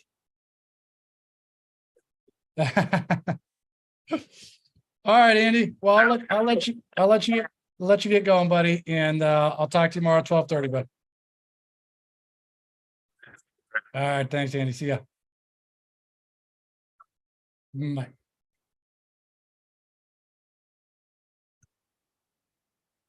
That was a good All call. right. Yeah, that wasn't bad, guys. You know, our number was, in fact, I mean, our underwriting was so conservative that I could have come up to 260, but I didn't want it. I wanted 250. Google searched your name and now he saw this live. And then next time you call him, he's gonna say, "Yo, dude, I just heard you say 260." Yeah. No, Wait, where'd this lead come from? this lead came from Launch Control, text message marketing. Nice. If y'all want to follow more about like how we're getting the leads too, we have a playlist on Launch Control, what that looks like, SMS text message marketing, and just stuff about SMS. But we prefer Launch Control for that. Awesome, dude. Yeah, I was asking because we're actually on a meeting with our setters as well for the direct to seller Facebook lead generation stuff. So I was just curious if it came from them, because I was gonna pop on and give them a shout out that we got a deal that's close to getting closed. Seems like where we're in agreement, share a win live on that. Oh yeah, absolutely. I hope you guys got some value out of that. I mean, if there was anything, that you guys took away from that, let me know in the chat. Because there's a couple things that we did that were nuanced, or that I did that were nuanced approaches to the call in the negotiation portion of that, like not saying, just coming out and saying, and we actually, me and Chris talked about this on the Instagram live when we closed on the deal earlier this morning for the San Diego condo, but really positioning myself with the seller on the same side of the table against the rehab and finance manager as the kind of the buffer. Mm-hmm. That's one of the things that, was, if you guys didn't pick up on that, I hope you guys, use and should be using, is that, like, even though he said we could do 260, I'm trying to get him to the other thing was actually Steve Trang, Real Estate Disruptors, if you guys have gone through his training, is that he gave me his number, 270. I asked him if there was any wiggle room, and then when he asked for my number, instead of giving him my number, I went back to all the reasons and justification for why 270 is close, but we need to come down. And so just justifying a lower number. And so then when he came down to 260, I didn't say, hey, 250, 270, 260 is the middle. I said, 260 is great. I'm at 250. Can we meet in the middle there? So I got 10K off, and then I got an additional 5K off to get down to 255. And then I like what you said, Christian, which is why I said this, guys, which was, if I go back to the team and they tell me 250 is the max, are you going to hang up on me when I call you back?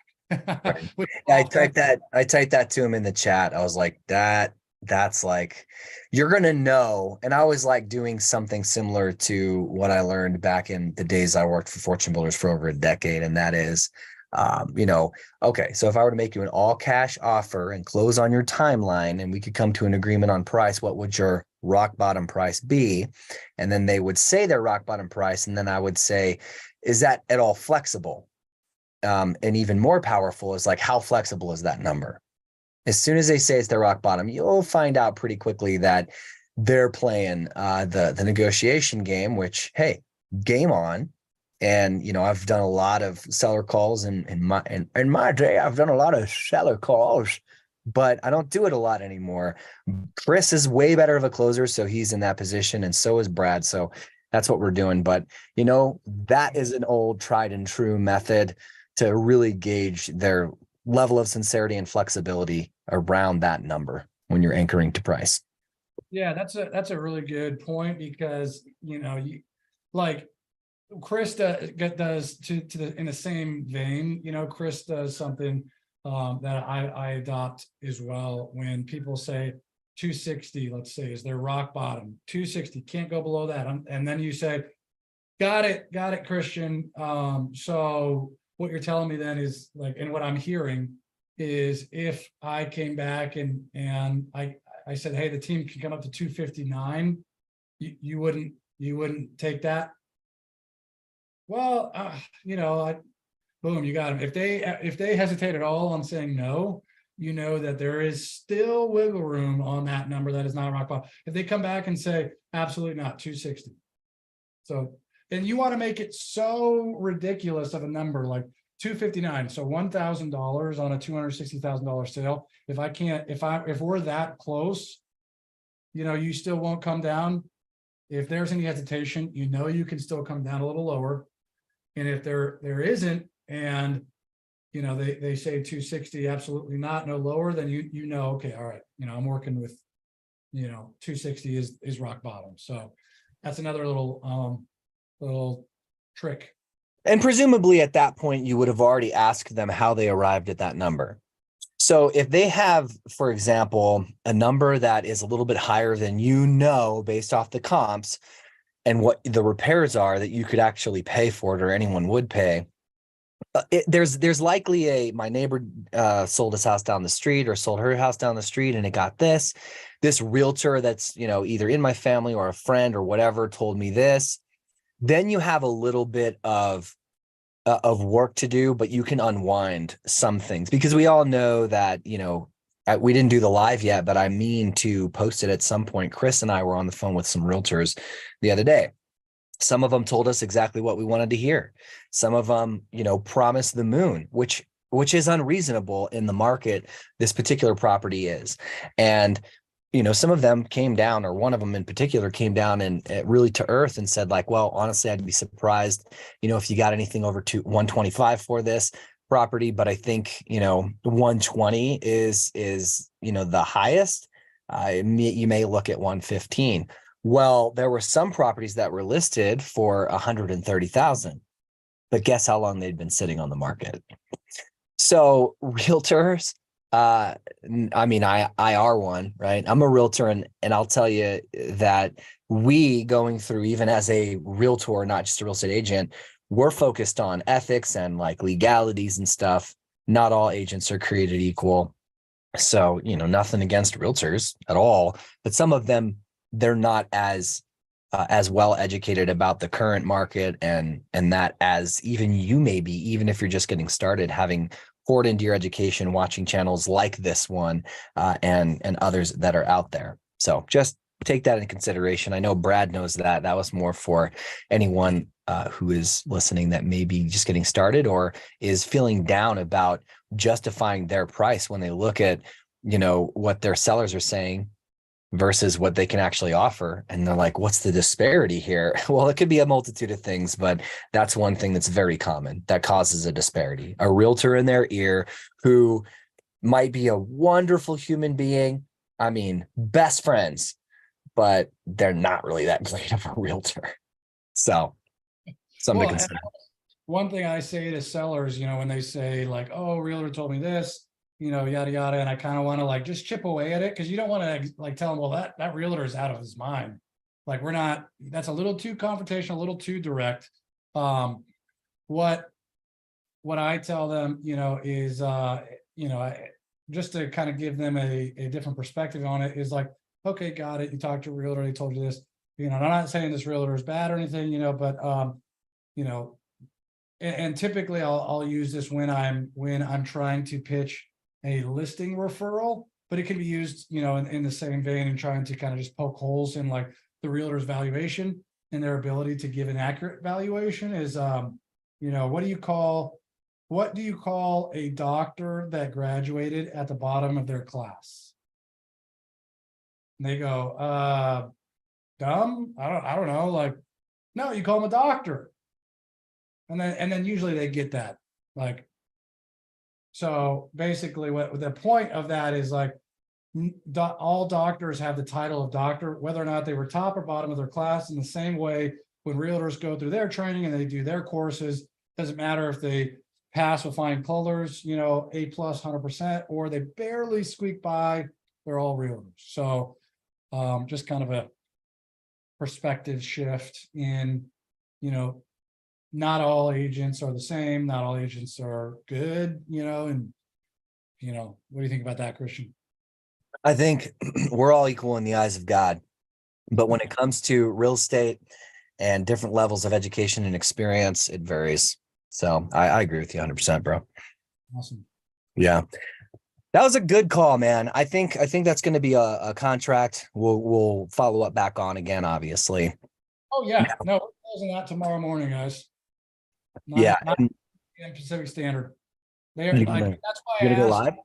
what do you think your wife's going to say about that? I just wanted to see if they had already discussed or like what kind of range she was thinking about. He already told me they've discussed it at 255. Right. No, there's no reason why they shouldn't be able to, we should be able to move forward. I saw this live. Well, it wasn't a live. It was a pre-recorded recording of one of the, really well-rounded authorities, Jerry Norton, eating wings while on a seller call. So I was like, hey, it's lunchtime. I'm just going to eat. So I got to eat at some point. Live, we're doing it real life live. So That's right. So with all the lip smacking and chewing, I'm trying to eliminate that noise. But anyway, I want to know, Brad, you tell me, is there another call or can we get to Ben's question? He said he's still here. let's get to Ben's. Let's get to Okay, awesome. So just for anybody, what's up, MB? Thanks, man. You said this was great. Mike Batoni. That's right. He follows me and Chris on Instagram. What's up, Mike? Thanks, buddy. I'm on spoon-fed deals, and at some point I'm going to teach about how to get spoon-fed deals on my Instagram too. You're the marketing arm of the company. So guys, he really is spoon feeding us these deals through the great data that he pulls and the way that he manages our marketing team. Thank you. I humbly received that comment and humbly agree with you. Is that humble? That's humble. Oh yeah. Well, it's in the convention. You said, because you said I humbly, it's automatically it's humble. Right. What is that thing that with all due respect? Now, just because you say with all due respect doesn't mean that afterwards you could just say anything and no one will catch offense, right? Right. Anyway. Yes. All due respect. So where is I want to just restate the question. Okay. So it was Ben. He said, basically, if we can go through the whole process for wholesaling from searching and finding a deal to finding a lender and contract and getting paid at the end, I will be grateful. So a couple things to that as I pick my teeth, sorry guys, is this. If you're talking about the process of wholesaling, the likelihood that you'll need a lender is very low.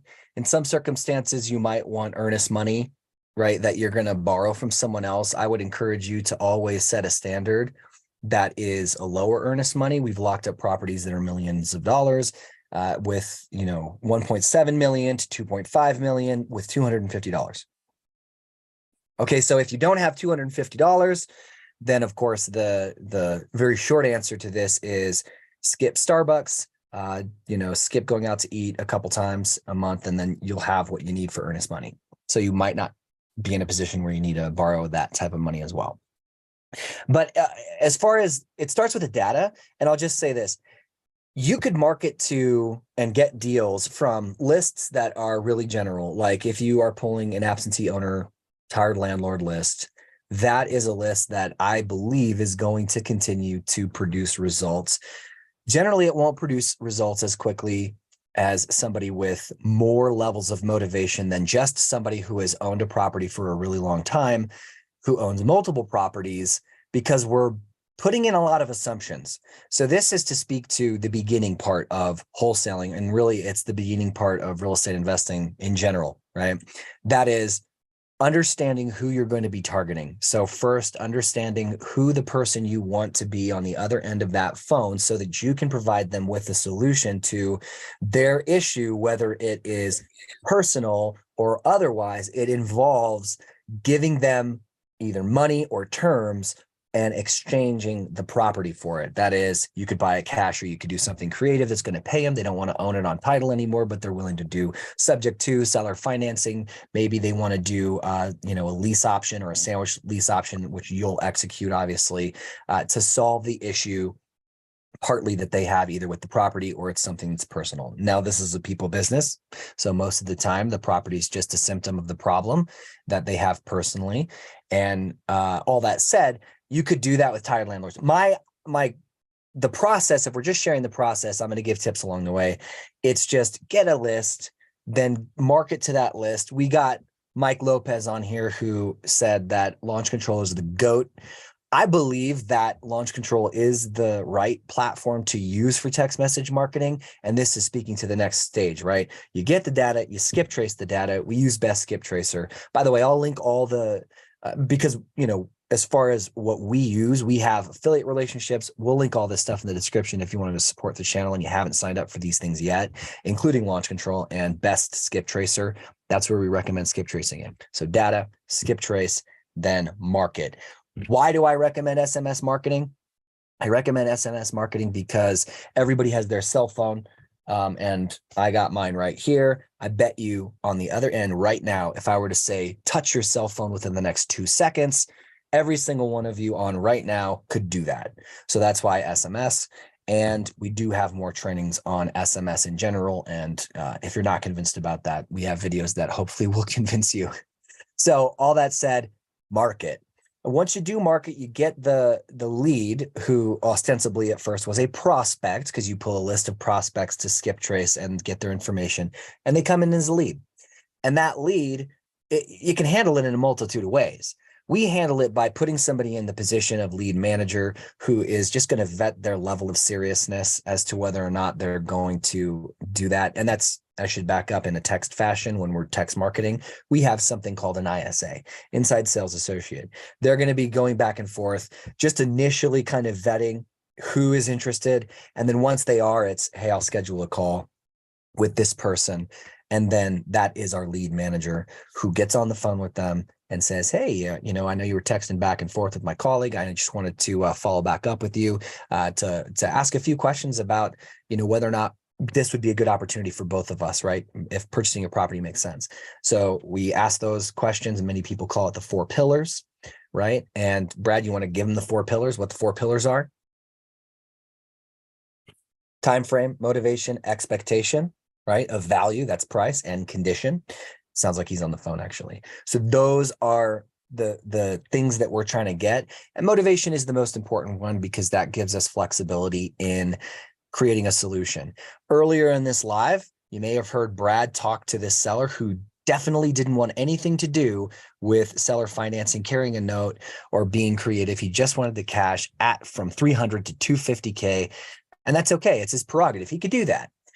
Many times we can actually get creative with it. So their motivation will change, and also time changes their circumstances. So that's why motivation is so important. If they're really, really, really motivated to get a lump sum of cash right now, it is very unlikely for the most part, unless you know somebody who is involved in possible illicit, illegal activity, that somebody is going to absolutely need $250,000 cash in their bank right now.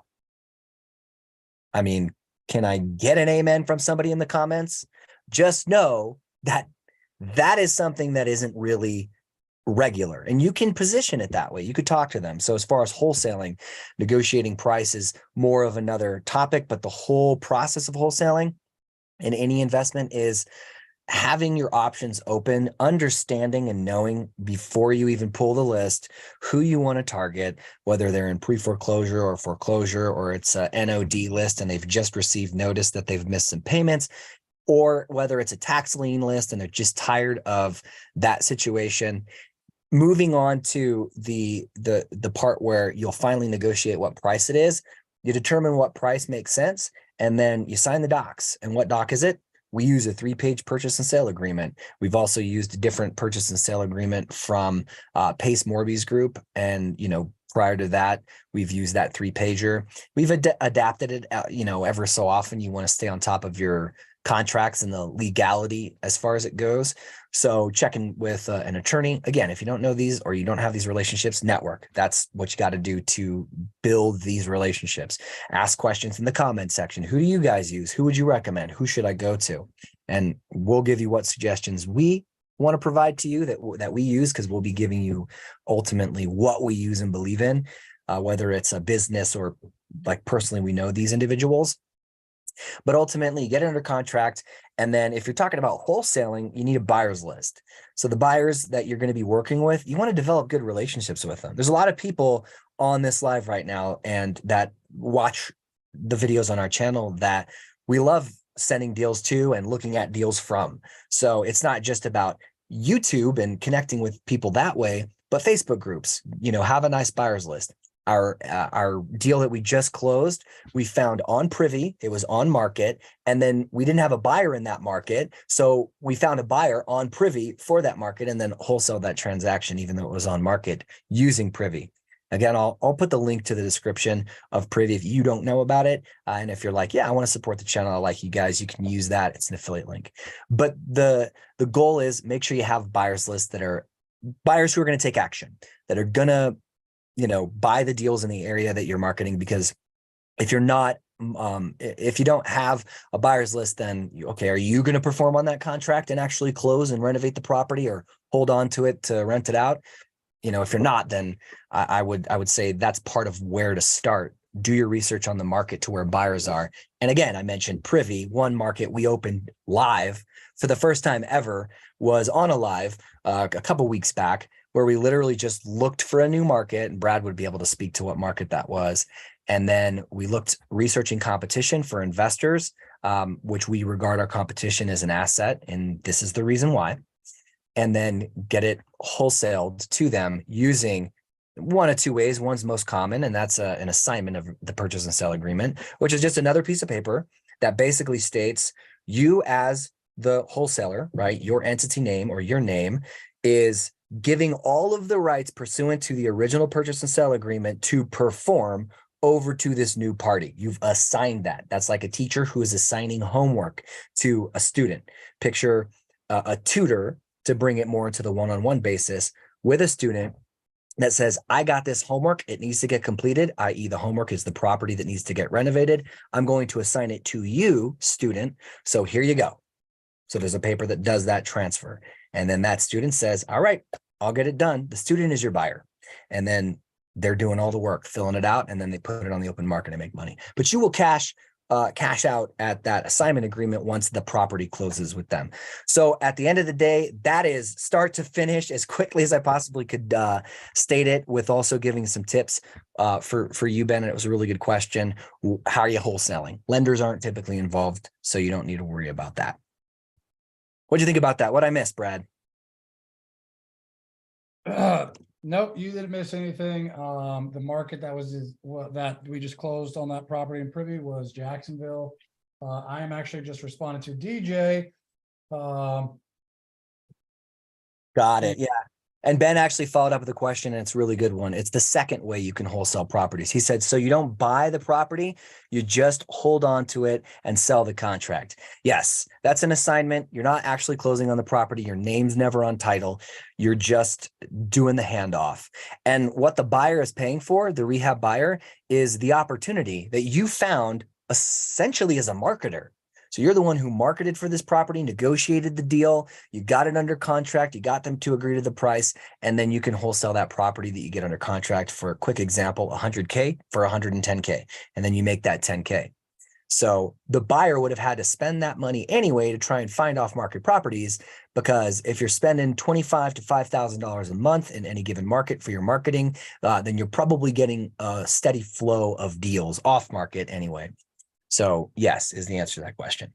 The other way is you close on the property. It's called a double close. And there's a couple other ways, by the way, but double close is you bring in financing and you just close on the property and you own it, and then you sell it to somebody else, the end buyer. So that's a wholesale. Normally that way, what we've done is an A to C close, where we use the end buyer's funds to just go to our closing. But they call it a back-to-back close or a concurrent close or a double close. Usually happens within the same day. So Ben said, so for how long you can hold on to it, and can seller sell the property if we have a contract? So the seller technically can still sell the property out from underneath you if you only have a purchase and sale agreement, although at the end of it, in a battle in court and all that stuff, they'll lose, which is why you also want to submit a memorandum of purchase and sale agreement with the county to protect yourself if you're worried about that. Normally it happens so quickly, that's not really an issue for us, because we build enough rapport with all of the people that were the sellers that we're getting in contract with. And it's like communication is key. You need to make sure, like, hey, is everything good? Are we happy? We're moving along. In the long close scenarios, especially when there's tenants involved, we don't typically see this, but we have before. Sellers entertaining other offers with other people. We've had to exercise our right to close, and we've using a memorandum of purchase and sale agreement, and we've literally had to tell them, the seller, like, hey, we have a memorandum of purchase and sale agreement on this property filed with the county, and if you do look to try and sell this to somebody else, unfortunately, what you're going to find is that we'll actually still have to get paid for this property, and any losses are going to be covered. You're not going to be able to actually sell it. Any escrow company, any title company, depending on who you close with in that state, they're not going to allow that transaction to take place, because that's a stopgap that will not allow another buyer to buy that property. So it will not allow that seller to sell it. Okay, hopefully that was good. And then Ben says, and based on what you're saying, I have to find a buyer first and then find a property. That's legit like the age-old, which came first, the chicken or the egg. Like, you could find both at the same time. I would recommend, if you're just getting started, keep networking with people like us. Keep, like, every single person that was commenting on this live right now. Ben, you got DJ, you got MB, you got Michael, you got Danny B, you got Israel. You got Renee. Contact them, say, hey, where are you investing? Let's get together, get a free Zoom account, get on a Zoom call with them, talk to them and say, like, hey, where are you buying deals? Or if they're wholesaling, where are your buyers? That's one way. Networking in Facebook groups is another way. And then, of course, we talked about Privy, right? Sign up with Privy.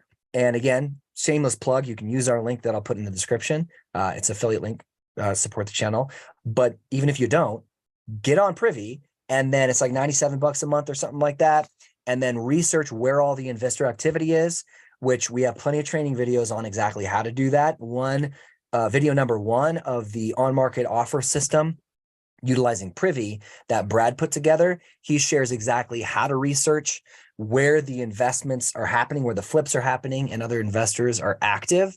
Then you can look on Privy who bought that property, who sold it, and then ultimately you take the name of that LLC. You can go on Google and just paste that and then find their information. You could also download and export a list of recently sold properties with cash that are ostensibly cash buyers who flip those properties, and you can find your buyers that way by building your buyers list and literally using launch control to direct market to those buyers as you would sellers. There are a myriad of free ways to do it, a myriad of paid ways to do it. All are good, and I would absolutely recommend. What you're talking about right now is, how can I get it dispoed quickly? Do I need to find my buyer first? When we roll out with this new dispositions course that Chris Deal is working on with Luis right now, Luis is our dispo guy. Chris, you guys might know him.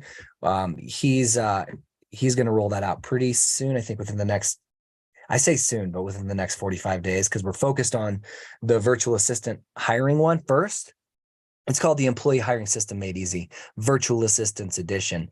And then we have ones about in-house team and building your lists like of buyers and realtors and other professionals, including private money lenders. But my point is, when that comes out, like, hit the notification bell so that when that posts, you'll be able to see it and dive into that about finding buyers. Okay, he's got a couple more questions. By the way, I hope this is valuable for everybody else. Let me know in the comments as well. So yes, he said, I am networking already. Thanks for your time. You guys are great. I appreciate that, Ben. So are you. Thank you for the questions. I am networking. Thanks for your time. Oh, it was a duplicate. Oh, and then God bless. Yeah, God bless you too, Ben. I appreciate that. I'm glad you found some value from that interaction, those answers. It's just get out there and do it, get the time on your calendar to do it, and then just press forward, because you'll find buyers, and even buyers that you find, even if you don't have a deal, they may have some deals, and you can squat up with them and learn and grow, continuing to. Cool, man. All right, Brad, what's the word, dude? Oh, sorry. Yeah, I have been editing the contract for the San Diego deal that we had. So Right. my husband just signed. I just sent it off for the wife to sign. So we're locking that up right now. And other than that, man, I appreciate everybody for being on, interacting with the live. Well, dude, hold on. So what you're saying is literally we just closed the deal live. That's what you're saying? Well, I had closed it on my Instagram live earlier. Okay, so we still closed the deal live. All right, good. That helps me feel like we're within integrity, because you never know, anything can happen. But when we're doing these calls and we're going live trying to close deals, people could be really pissed off at you and hang up on you, or they could be like, yes, please, I would love to sell my home to you. And then we get a deal done. It's the business. Well, yeah, that's the thing. That's why I like lives versus pre-recorded, because I'm not calling my friends beforehand and saying, hey, I'm going to call you, this is what you got to say. You got to make me look good. And then I'm just calling this like fake number. Like, I'm calling real leads that we've generated through our own marketing efforts that, it may go great and we may crash and burn. But either way, you guys get value. Everybody learns from whether or not we close or we don't, because we can instruct and teach off of the fails, and everybody gets to, hip hip hooray with the successes. So Awesome. Dude, love it. Hey, great job, Brad. Thank you everybody for pouring into this as well and engaging, asking questions. We always love the interactions, doing deals together and just growing. So we'll be on the next time. We'll catch you guys there. And again, great job, Brad. We'll talk to y'all soon. You have a good one. you guys.